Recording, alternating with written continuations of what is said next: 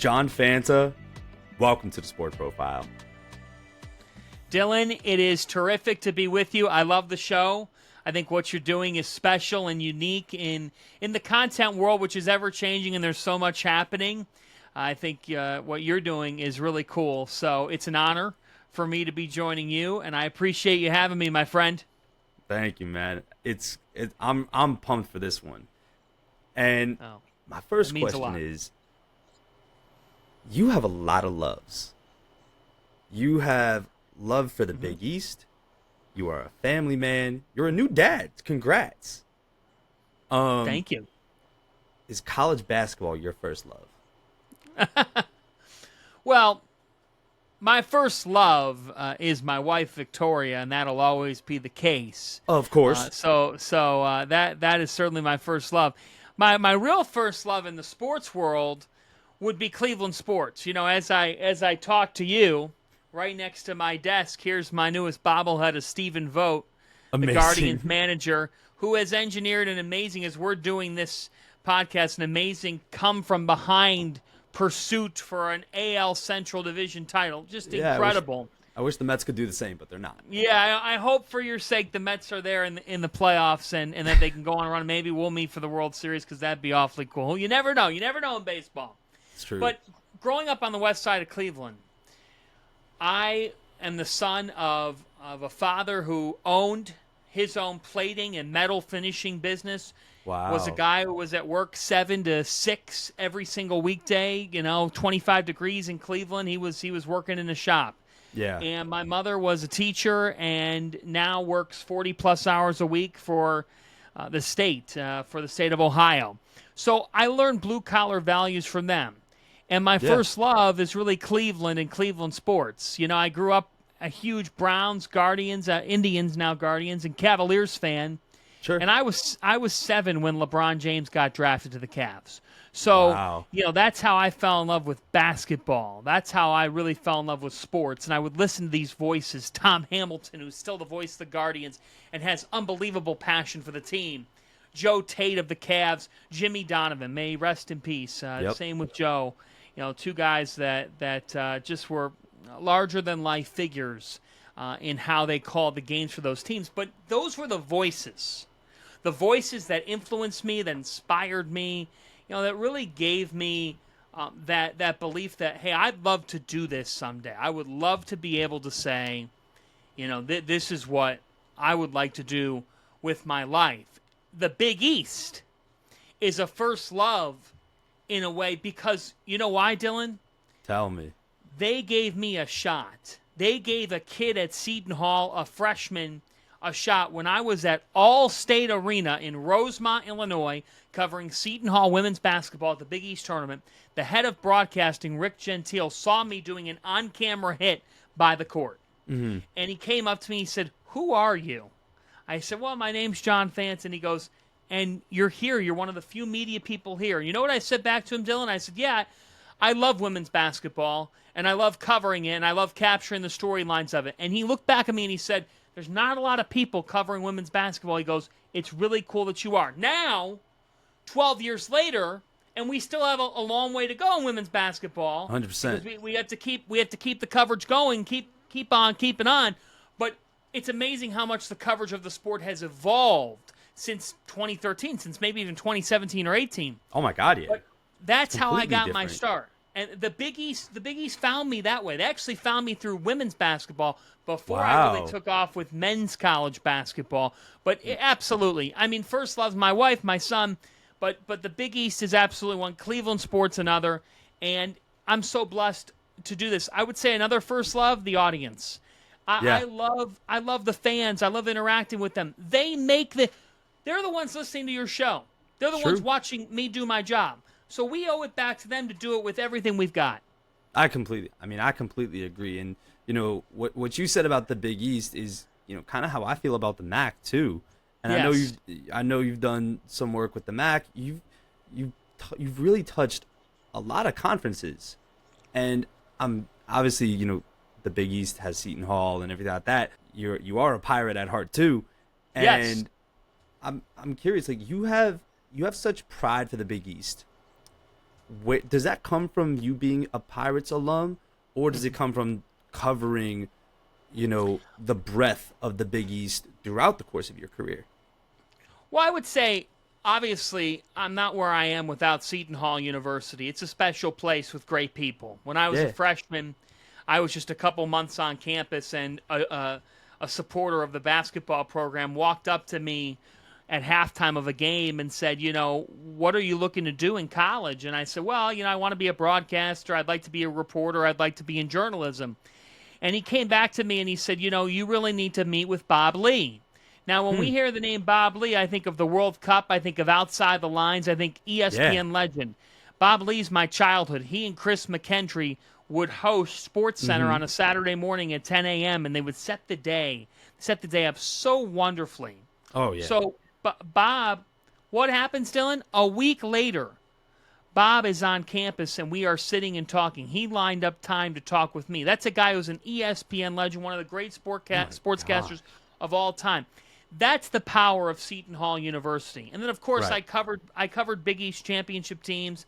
I traveled half the country as a journalist at Seton Hall and a broadcaster at Seton Hall. So none of this is possible without the Pirates. It's why right here in my office there is a sign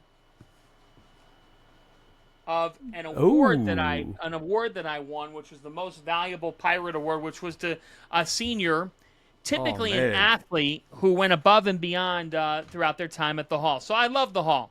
But then through the Hall, I found the Big East, and the Big East found me.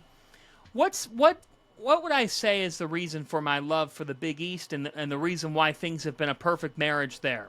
Well, a couple of things. Passion. I'm a passionate person.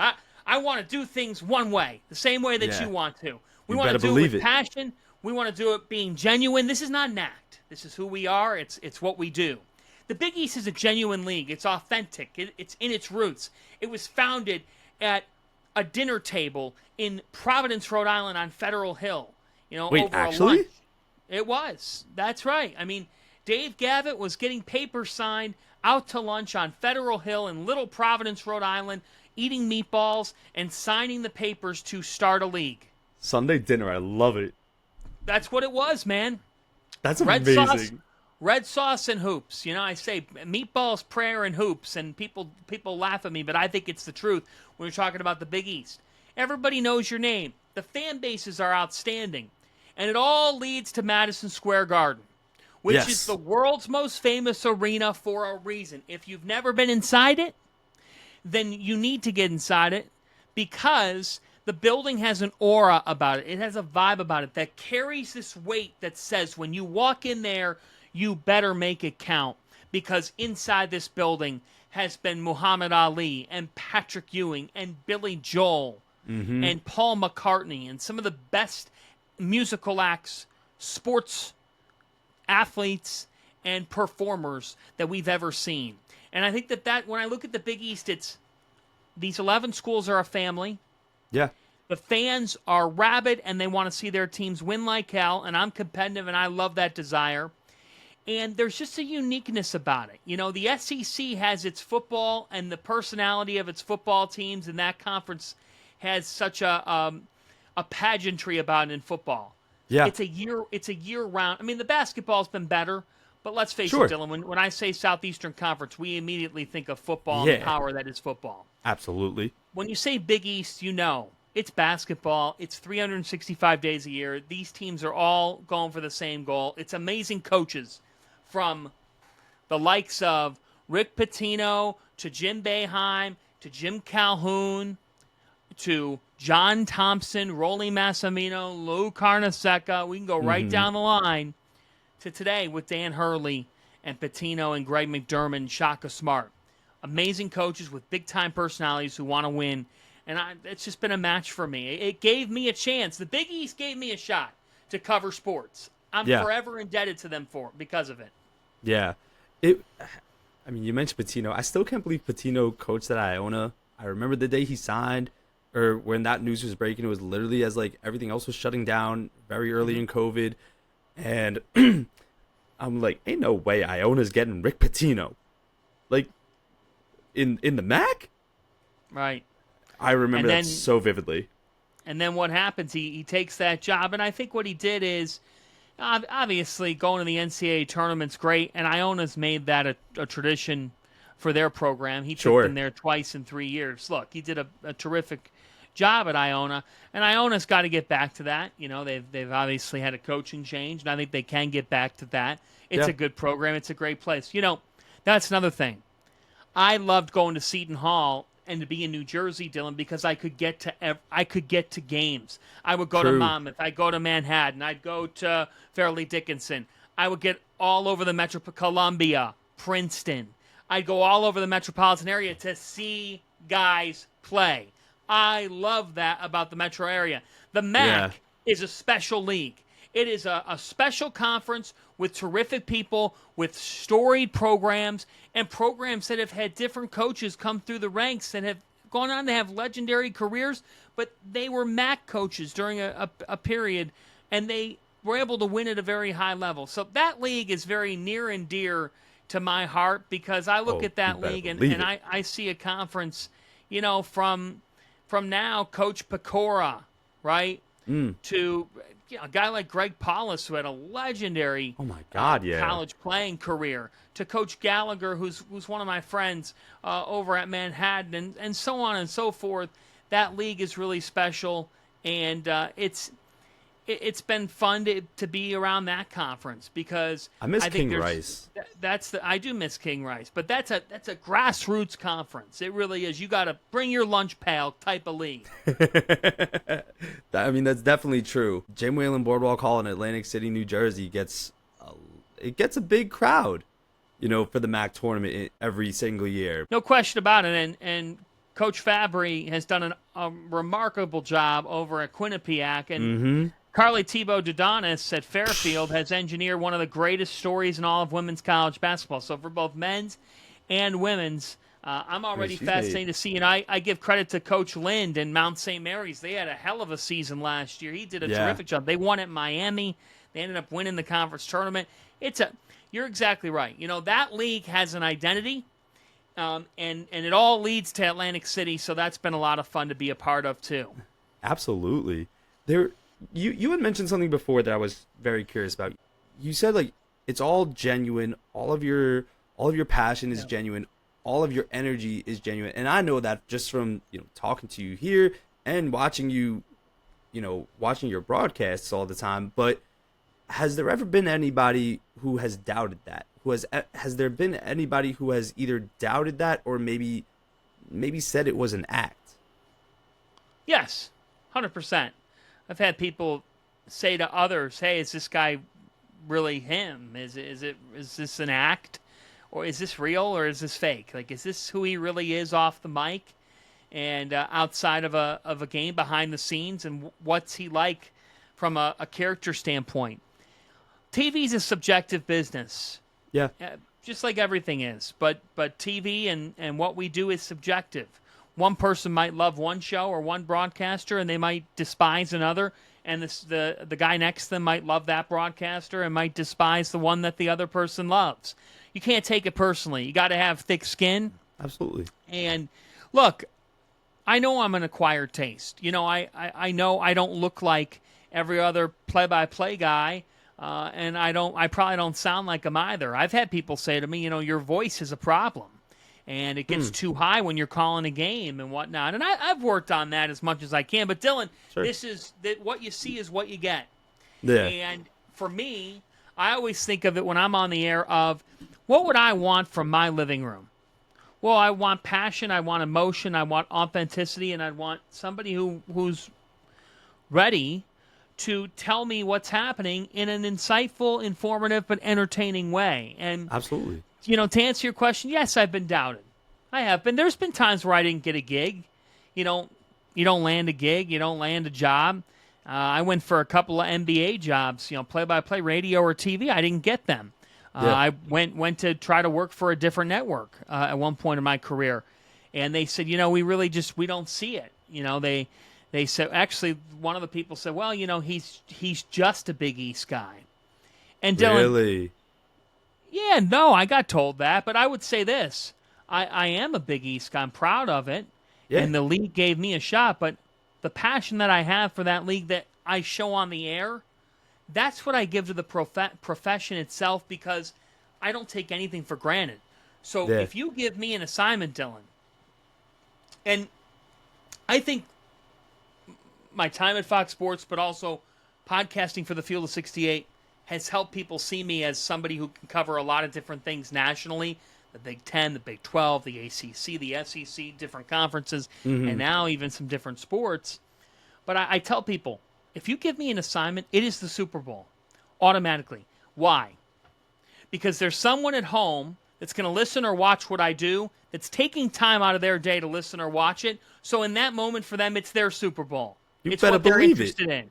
That there's only one way to look at it. So to the people who have said, oh, he's just a Big East guy, or he's just in this silo, look, you battle that. There's no one way to like solve that. I love the Big East. I want to keep doing Big East basketball for a very, very long time. Yeah. But it's not the only thing that I've ever or will ever do. And I appreciate leagues like the MAC and the CAA at CBS Sports and the NBA for seeing, hey, he can give this to us too. And that's what I believe in. That's who I am. But I've been doubted. I've been on the wrong end of that. No question. Same. I thought that was most exemplary when I read something about you where you were covering bowling and you really entrenched yourself with the bowling community. And I'm like, that's a prime example of who John Fanta is. That's exactly who I've seen him for. But to know that like you bring that same energy that you would to Madison Square Garden, that you would to a bowling match, I'm like, that's exactly who he is. And what about bowling is so interesting to you there? Well, it's the personalities, it's guys like an E.J. Tackett, who is this Midwestern, chip on the shoulder type of just incredible, one-handed bowler who just lets it rip and is a beast of a bowler and gets it done and is so relentless as a competitor, to Anthony Simonson, who's one of the more unique bowlers that we've ever seen and is a guy who works out tirelessly in Vegas and is kind of this rebel, has pulled out the backup ball to try to win a tournament and do something really different, and he's not afraid to be different. To Jason Belmonte, who's a legend in his own right and has had an unbelievable career, the Australian. So to Bill O'Neill, who just went in the Hall of Fame this year, to my partner, Randy Peterson, who's been calling bowling for 25 years. Wow. When I got asked to do bowling, my assigner at Fox Sports gave me a call, and he said, have you ever thought about bowling? And Dylan, in full transparency, I'd never given any thought to it. But I said to him, my grandpa bowled, which is true, and was on Bowling for Dollars back in the day, and he passed away when I was about 1 or 2. But I called my dad. My dad said, he'd be happy about this because he loved bowling. So it was a connection to him, and I said to my assigner, I said, you know what, I'd love to try it. I would love to try it. I'm going to start watching shows back and count me in. I would love to do it. And I got it. They gave me 1 gig, and 1 gig turned to 5, and 5 turned to 15 to 20, and I loved my 2 or 3 years now of doing bowling, of doing various events. It became really fun, and it's been really fun for me to do. And the fans, when you ask me what stands out about bowling, Dylan, I had a bowling show for Fox on a 99-degree day in Florida. Oh my God. The fans waited for 2 hours outside the bowling center to get in and see the guys compete. Oh, they locked in. They locked in. For those who don't know, there are some extremely passionate bowling fans. Oh, very, very passionate. That are into it. Wow. Do you bowl? I do bowl. Not well. I bowl a lot more using bumpers? gutters than Yeah, I need bumpers. Listen, you got a kid now, so you're probably getting the bumpers up. I'm better at the snack stand than I am actually in the lanes. But I love the sport, and I know that bowling has its own Reddit community, and I've been on the. I know I've gotten criticized on Reddit for he doesn't know bowling or he doesn't. I tried to give it everything I had and have fun with it, and I loved calling it. It's terrific fans, really unique sport. That's also something that's like super interesting is just how unique bowling is. I love the culture of those like obscure sports. Like you know, like curling is really one of the obscure sports, but it's gotta be fun. Very much so. I think curling's really cool. I think that's one of the coolest things about joining NBC. And I'm Yeah. so humbled and thankful to be joining And NBC Sports. congratulations on that, man. Thank you very Again. much. But one of the things that we have is, what the tentpole event is the Olympics, the Yeah. summer and the winter Olympics. It's a just such special events because it brings people together from around the world. And we're in a day and age now in our society where we've never all needed to come together for a cause than now.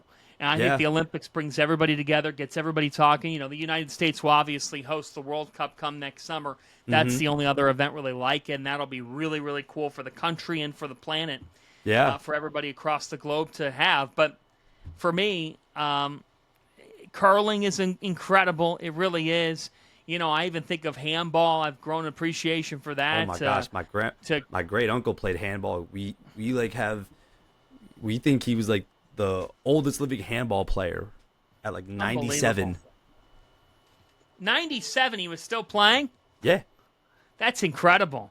Man, we can only hope to live to 97. That's absolutely Like remarkable. Shout out to him. Your great yeah. grandfather? My great uncle, he passed in Great like uncle. 2018, I want to say. And man, like I want to say like there were maybe for like only a very short amount of time in his life where he not playing handball. Wow. That's really amazing. I mean, I'll tell you what, that's really cool. That's why we love sports, right? We Yeah. love the stories, the different emotions, the different things that come to mind. I didn't know that your great uncle had that story, and now I do. That's really, really cool. But yeah, that's what's so cool about joining a company like NBC is they're dealing with sports from badminton to table tennis to True. snowboarding and surfing and breakdancing at this past year's Olympics. All different kinds of properties. Give me the curling league, the new curling league that's coming up too. Like it's called the Rock League, isn't it? I got to look at give me the that. Rock I got to League. look at that. I'll have to take I a look at know. that. That's very cool. Yeah. So for all these sports that you do broadcast, I'm very interested in just how you stay so plugged in with everything. I'm sure, is it a lot of conversations with SIDs? Is it reading the game notes? I'm curious like where you're how you kind of like scale your preparation for all the different things that you do. Well, you got to talk to people. Coaches, players. I get to any and every shoot around I can and Yeah. practice the day before a game if I can, shoot around or a walkthrough, whatever sport I'm doing. But I try to call the PR person. So the SID in the college world, the PR person in the pro world. I call the SID. I pick their brain. I say, hey, want to grab lunch or dinner surrounding the game? Let's talk more. Get as many anecdotes out of the coach, out of the assistant coaches. You can get a lot of nuggets from assistant coaches. But Dylan, Oh yeah. it's the power of conversation. The way you get great stories and details is if you ask people good questions. I can't just look at a box score or a stat sheet, and I can't just look at those things and say, oh, now I know everything there is to know about a team. Yeah. Or the game notes. Game notes are helpful. I read through game notes multiple times. I put together my boards. But I've Mm-hmm. got to go to the sources themselves and It's talk to true. them. Ask the star player questions. Ask the coach questions. Try to read local articles, what beat reporters are saying. Talk to them. Dylan, if I call a game and I bring up a feature on Alex Caravan of UConn, and I say Dom Amore from the Hartford Courant wrote this feature, I want to give him credit. Yeah. Dom or Dave Borges or whoever it might be, I want to give them credit. The same Absolutely. way, if I'm doing any game, if I talk about a story that I read online, I want to give the person who wrote it credit. But that's how you broadcast. You want to get details. You want to give the viewer a detail, a story, an anecdote, a thought that they had not heard prior to that. You want For your sure. viewers to learn something. Now, I don't just want to inject a bunch of information in a broadcast for the Definitely. sake of doing it. I want it to be conversational with my analyst. with my sideline reporter, with the audience. When you watch a game I want you to be the third member of our team. Yeah. I want you to act like you're at the bar with me watching the game. That's what you desire. You don't do that by just showing you did some homework and giving a stat or a story. Right. You do that by, are you being conversational? Are you teeing up your analyst? No, for sure. Shifting to like the college season a little bit, like do you envision talking a lot about NIL this college season? Well, once the games start, it's about the games and the players and the matchups. If it's coming up in the headlines or it's a story with a team, we'll bring it up. But I'm not going to force it into the shows because by the time the games roll around, Dylan, that's what people care about. They want to know how their team is playing, who their best player is. Of course, if a player's sitting out because of NIL or there's NIL drama and it's part of the storyline, journalistically, you can't just ignore it. I've got a job to do, and I intend to do it. But am I harping on NIL throughout these broadcasts? For me, no. The casual fan wants to hear about their team, their players, the stories behind their players. They want to get to know their players, which now it's harder to get to know a team than it has been prior to that because there's so much roster turnover. I mean, I'm sure you're looking at some of these rosters and you're like, whoa, he's new. How do I get ready for them? You have to do that. Oh, yeah, for sure. I mean, going back to the preparation, like, how far in advance on a game day, let's say you got a 7 p.m. tip, are you preparing for the entire day, or are you giving yourself a little bit of grace, a little bit of breathing room? Well, I've probably prepared in the day or two leading up to it as well, if not 3 days. It's preparation's a collaborative process. You have to, one, you're going to work with your partner, you're going to work with your producer, you're going to tell them what interests you with a game, a storyline or something that you want to hit on in the game. And if they say, hey, I'm not feeling it, then you don't have to force it in the broadcast. It could always wait for a different broadcast. But I typically get ready for a basketball game around three days before, and then leading up to that. For a football game, it's going to be all week long, if not 10 days before, because there's so many players, there's so many moving pieces and parts. But if I sit in my office and I go through different notes and I go through different players, the goal is the day before or the day of the game that I'm visiting with the coach in person, getting nuggets, getting different things that apply to their team. And on the day of, I do take a breather, Totally. Or the night before, I've gotten my prep done. It's like a test, Dylan. If you just study for a test and then you go take it, you're not going to do as well as if you study. Give yourself a little bit of a break, take your mind off it, and then go in for the actual test. Absolutely. You had mentioned something before that kind of struck me about, also with your preparation, but, you want the audience to be the third man. I'm curious if being a new dad has helped you as a broadcaster, knowing that your wife and son are, always watching you, I'm sure, when they can. But how has being a new dad helped you as a broadcaster? Well, it humanizes things for me even more. Yeah. It certainly has made me appreciate mothers a million times more. I appreciated them, but I give so much credit to my wife, Victoria, for going through 36 hours of labor into a C-section. I mean, just unbelievable. Test of strength, test of will, and she did an incredible job. Mm-hmm. But you know what else? It reminds you that life is bigger than any win or loss.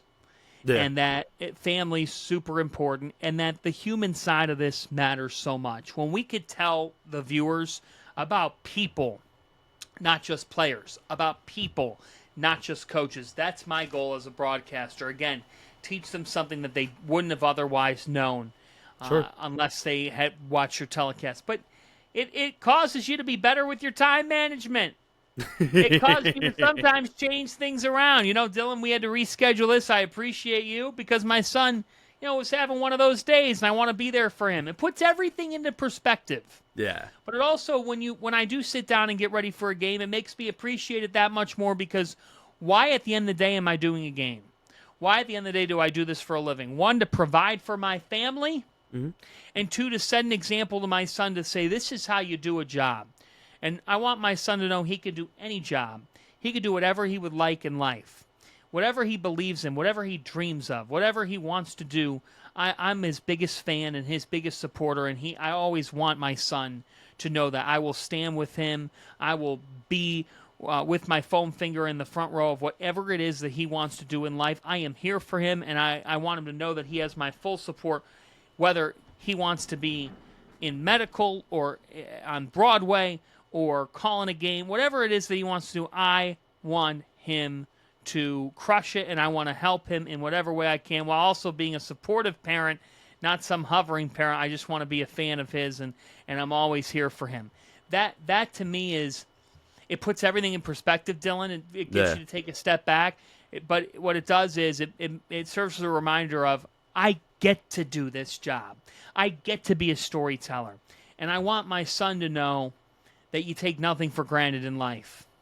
No, for sure. I mean, man, I love that. I Thank you. I don't even have anything more to say about that. I think that's amazing. And I feel like so many people should have that attitude.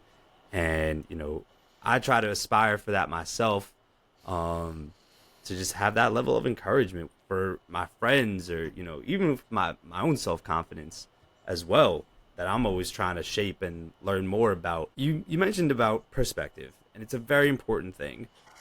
And should all of this go away, you don't get to broadcast another game again, what's John Fanta doing on a normal Saturday morning? Well, it depends on the time of year, but if it's, let's just assume it's spring or summer or even early fall like now. Yeah. I like to wake up, have a cup of coffee, grab a bagel. What's your bagel order? This is a very important question. Well, I was on an everything kick for a while, and I do like an everything. Okay. But if I'm not doing an everything, it's a sesame bagel or a plain bagel. Cream cheese comes and goes for me. I will always be a butter guy. You're a butter? Oh, my God, John Fanta. Oh, my God. You did not just say a butter on a bagel. Yeah, I'm a butter on a bagel guy. Oh, I'm a butter on a bagel guy. I'm goodness. sorry. I'm sorry. It's a problem. Wow. I know. Forgive me. Forgive me. I'll have cream cheese on my next one. I'll have cream cheese on my next one. Listen, at least you don't slice it like horizontal. At least you don't slice it vertically. No, nothing crazy like that. But that's a cup of time. coffee, iced coffee for me. Sure. A nice bagel, and sitting with my wife and our son on the porch down the Jersey Shore, taking in the sights, going to the beach if we can. If it's colder, turning on the TV, watching a movie. If I didn't do sportscasting, yeah, what would be the profession? I've never even thought about it much. I don't think I would. I would love to be a teacher, maybe. Maybe get into education, be a teacher, teach a class, or maybe go into a marketing type of job and jump into the promotional land, and where I get to talk with business partners and whatnot. My one skill is probably being able to talk with people. Sure. And probably being annoying. I think my wife wants me to be quiet at times and take a load off and just be silent. But I love talking with people. I love getting to know people. So it would be something external, that's for sure. Well, that leads me to something else. What's something you've always wanted to kind of deep dive into that you maybe have not gotten the chance to? Whether it's a show or like a topic, hobby. Like, is there anything that you've thought about that you want to like invest all your time into that, maybe you just haven't gotten the time to? Well, I'd like to jump into documentaries at some point, and I'd like to even make one down the road, or try to get into one on a figure. I think that there's a bunch of different figures that I'd love to tell a story about in the world of college basketball. I think characters like a Jim Calhoun or a Tom Izzo, who are extremely unique in their personality, had legendary careers, but had long roads to get to where they are. I told a story a couple years ago about Kelvin Sampson. Kelvin Sampson, at the start of his career, convinced his wife to come on this journey where he was making next to nothing. And Kelvin had a job from 1980 to 1985. He worked at a school named Montana Tech. Mm-hmm. And Montana Tech, a D1 school. No. And Kelvin worked there, and he said he would wake up, and every morning he'd have to shield off his car because of how cold it was and how snowy it was. Yeah. And that gets my curiosity piqued. I love storytelling, love it. And I think finding out the why and the how and the where and the when would be really cool. If I had more time on my hands, and maybe I will down the road, I'd love to do a documentary type series on some of the big figures, not just in basketball, but in all the sports. Totally. And I feel like for me, Dylan, like I like to get to know people. I like to, you have a great way about you. And I think that being conversational and having fun with people is what really, at the core of it, that's what life's about. Completely agree. That would be an area that I'd like to get into. In terms of something that I've never gotten into that I'd like to get into, yeah, I still haven't watched the show Stranger Things. Me neither. I've never watched the show The Wire on HBO, and I've heard that it's a heck of a show. So I'd be interested in both those. I've also never seen any edition of Superman, never one. So I might be due for. I've never gotten into the superheroes much, but Dark Knight, yes. Spider-Man, sure. Yes. But those are a couple of things that I always look at and I say, oh, I should jump into that. Yeah, no, for sure. I think I saw, like, Man of Steel in the theater, but, like, I'm more of a Marvel guy than DC. Yeah. Yeah. And, See, yeah. For me, I haven't. It's not like I've gotten into either, really, but sure. Maybe I'll get into that one of these years, one of these summers. Yeah. I definitely think the documentary part is interesting. It's something my dad and I connect on a lot. Like he reads a lot of biographies. He reads a lot of John Grisham. He's always watching Turner Classic Movies. He has such a deep appreciation for like the old black and white movies. He's always trying to get me to like watch them, and I just I don't know. I just haven't. But if somebody were to do a documentary on you, what do you think that title would be? And if you can't think of a title, I will take who would you want to direct it? Oh, man. A title. I don't know. I think of like a play on words, real life or fantasy. For me with my last name a little bit. Oh, sure. Yeah. The mind of Fanta, the world of Fanta, the life, of Fanta or something like that. Or, from Believe Land to reality. I'm from Cleveland. True. From Believe Land to reality, that I'm getting to live a dream. So, and it starts with belief. It's the power of belief. It's the power of people. But, yeah, director, I don't know. That's a great question. I'm open to a million possibilities. Two guys who have played a huge part, in my development and whatnot, are three guys are a guy by the name of Bardia Shah Reyes at Fox Sports, who gave me an internship opportunity when I was in college. A guy by the name of Rick Gentile, who was at the Big East and hired me. And then, Rick Cordella and Sam Flood and Elise Noonan at NBC Sports believed in me and gave me this opportunity that I have now. So, one of those folks to direct something like that, because they know a little bit more about my life story and the journey to get here. That's what I would go with. Definitely. Was the transition from Fox to NBC, difficult at all? You were with Fox for so long, yeah.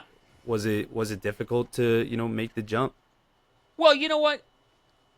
You always want to leave a place on the right terms, and I loved my time there. Fox gave me a chance out of college, but it was not difficult to move to NBC Sports. I'm very, very thankful for my time at Fox. Absolutely. And I'm extremely thankful for NBC giving me a chance. Yeah. And saying, hey, we would like you to jump into football, both in college and this Sunday I get to go on Football Night in America and do some highlights, which I'm super pumped about and just cannot wait. And I had a Cowboys-Packers. It's like a dream come true. It really is. And, to help out with the NBA and help out with the Olympics. And it was more sports and just a different level of opportunity. And I'm thankful for all the people that have ever given me a chance. Absolutely. But the exit, I said goodbye to some friends that I worked with. They're still my friends. I'll still talk to them. That's how I am. Those are the relationships. Yeah, But it made it 100%. easier. It made it easier with knowing I'll still talk to those people and knowing how easy it was to say yes to NBC. I'm super blessed that they Absolutely. gave me this opportunity. Absolutely. The one question I do ask everybody at the end is, just professionalism aside, John Fanta, just you as a person, but what do you like most or admire about yourself? Oh boy, it's not about me. I admire that I've got a wife and a kid, and a wife who didn't run away when we met. That's what I admire about me, that I somehow got lucky enough to marry my best friend. No, you know what? I think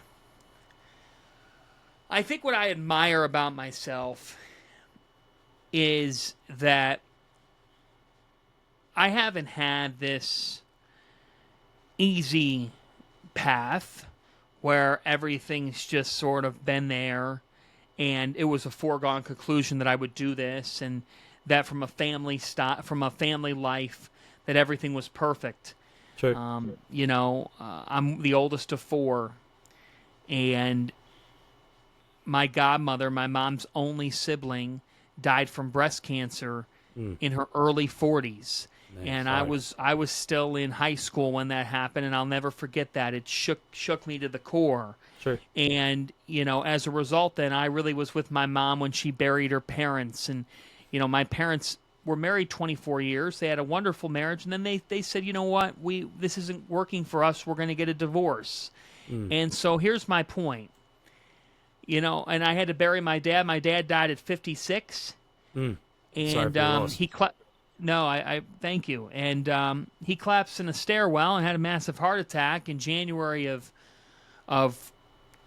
24. So he's been dead a little over a year, and there's not a day that goes by where I don't think of him and where I don't think of his legacy, and I didn't get a chance to say goodbye. I didn't get, and I don't live with regret. I love my dad. And my dad loved me, and we knew where we stood. Yeah. But my point is, I've had these different things happen, and I think where I admire myself is, and I never like talking about myself, is what I could say is I like to relate to people. Life isn't perfect. We all go through different different adversity. Yeah. Everybody's got a different burden. Everybody's got a different moment where they say, oh, that stunk, or, oh, that was a heartbreak for me. Life is real. And I've lost a parent at a young age. And yet, a little over a year later, he gave my wife and I the gift of our son. Life comes full circle. I've been turned down for stuff. I've been doubted. You keep working. You can control two things in life. Are you kind to people? Do you put your head down and work hard at what you're asked to do? Yeah. And if you do those two things, good things are going to happen. So for me, it's about humility. It's about being thankful, taking nothing for granted, and saying, you know what, Dylan? So what? So what? Now what? For me, I told you about it. I've had some family stuff, drama, a loss in my life, a couple of losses like others have. I like to say, you know what? We're all supposed to be together. We're all supposed to be united. We need more togetherness in our world. And we all have different issues and different problems and different tough times. But I like to think you can't live a life of excuses. You got to live a life of, hey, outreach. I care for you. You're my neighbor. You're my friend, Dylan. Your listeners are our friends. And nothing's perfect. Nobody's perfect. I make mistakes. We all make mistakes. But it's about what I admire about myself is I can relate to other people and say, I have empathy. And if I can't fully have empathy, I have sympathy, and I'm here for you. And that's what I always want people to know about me, is that all this other stuff, the results of a game, how many games I broadcast, that's great. I obviously love doing it.